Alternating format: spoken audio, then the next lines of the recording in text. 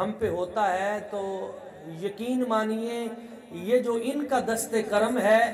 یہ عکس دست مصطفیٰ کریم صلی اللہ علیہ وآلہ وسلم، اور حضور کے دست مبارک پہ حضور نے جو حضرت ام معبد رضی اللہ تعالیٰ عنہ آپ کا جو واقعہ سنایا تو اس میں مجھے ایک شعر یاد آیا۔ ابھی جدید عربی میں ایک شاعر نے وہ شعر کہا ہے اور آپ کو بڑا لطف آئے گا۔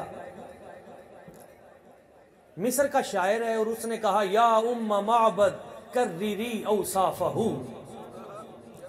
یا ام معبد کرری اوصافہ فالدرع جفا وشاتنا عجفاہ۔ اے ام معبد ایک بار پھر میرے نبی کا سراپا بیان کر، اے ام معبد ایک بار پھر میرے نبی کا حسن بیان کر، اے ام معبد میں تیری بارگاہ میں التجا کرتا ہوں، ایک بار پھر حضور کی آنکھوں کے حسن کو بیان کر دے، ایک بار پھر حضور کے دست مبارک کی کرم نوازیوں کو بیان کر دے۔ کیوں بیان کر؟ آگے وہ درد بیان کرتا ہے، فالدرع جفا، آج امت کا دودھ خشک ہو چکا، امت کے خزانے لٹ چکے، امت کے اذہان معاف ہو چکے، وشاتنا عجفاء، اور ہماری بکری ذبح کی جا چکی،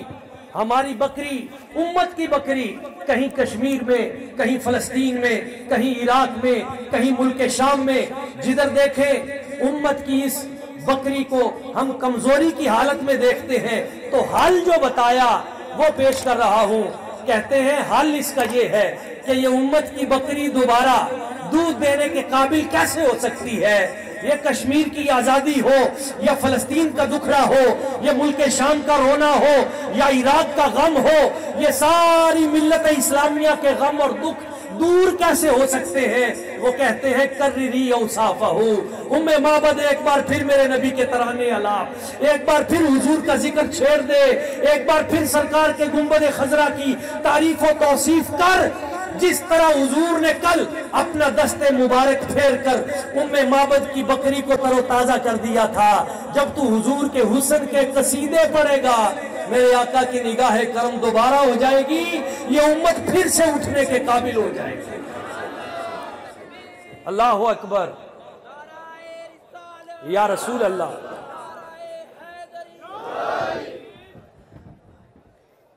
رات تو کافی بیت چکی، مجھے وہ راحت اندوری کا ایک شعر یاد آ گیا، اللہ کریم اس کی مغفرت فرمائے۔ وہ کہتا ہے زمزم و کوثر و تسنیم نہیں لکھ سکتا،